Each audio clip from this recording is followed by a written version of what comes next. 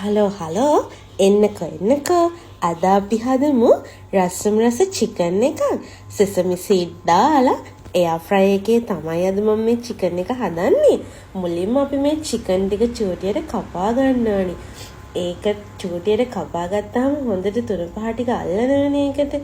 ඒක නිසා අපි මුලින්ම චිකන් ටික චූටියට කපාගෙන ඊට පස්සේ ඒකට අපි එකතු කරගන්න ඕනේ කහ, ගම්මිරිස් කුඩු, මිරිස් කුඩු, ලුණු කුඩු, කුරුඳු කුඩු, ඒ වගේම ඉඟුරු සුදු ලුණු පේස්ට් එකෙන් චුට්ටකුයි, ඔලිව් ඔයිල් චුට්ටකුයි.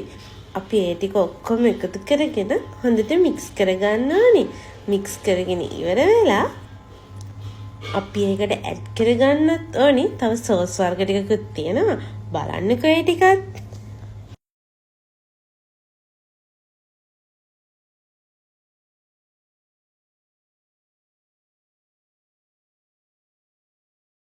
මම මේකට එකතු කරගත්තා ඔරිගානෝ ලීව්ස් ටිකකුත්. ඒකත් මම එකතු කරගත්තේ මේ වෙලාවෙමයි. තව මේකට මම ඇඩ් කරගත්තා සෙසමි සීඩ්ස් ටිකක්. සෙසමි සීඩ් දාලා මම මේ පළවෙනි පාරට චිකන් එක මෙහෙම හැදුවේ.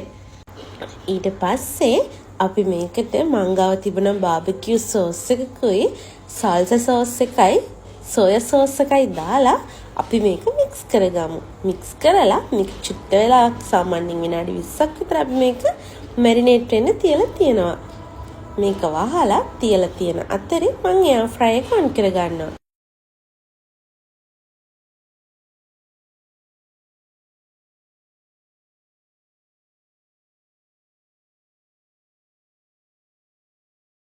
මම මුලින්ම එයා ෆ්‍රයි එක ඔන් කරලා ඒ කාංශක 180ට විනාඩි 3ක් විතර ප්‍රීහීට් කරගත්තා. ඕනෙම නෑ ඉතින්.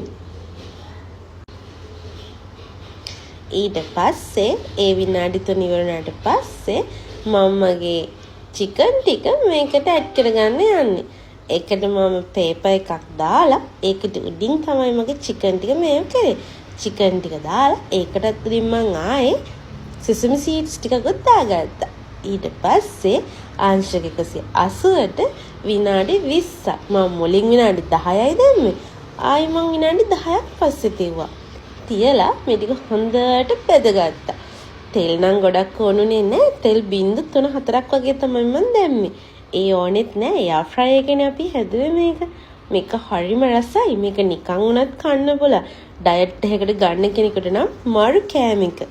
දැක්කනේ ඒක හොඳට ආවා. හොඳට ක්‍රිස්පි වෙන්නම බැදිලා තිබුණා. හරිම රසයි මේක. මම මේක එකතු කරලා හදන ස්පැගටි වීඩියෝ එක මේකෙන් පස්සේ මම මේ වීඩියෝ එකත් අරන් එන්නම්. එහෙනම් අදට ගිහින් එන්න. bye bye. love you.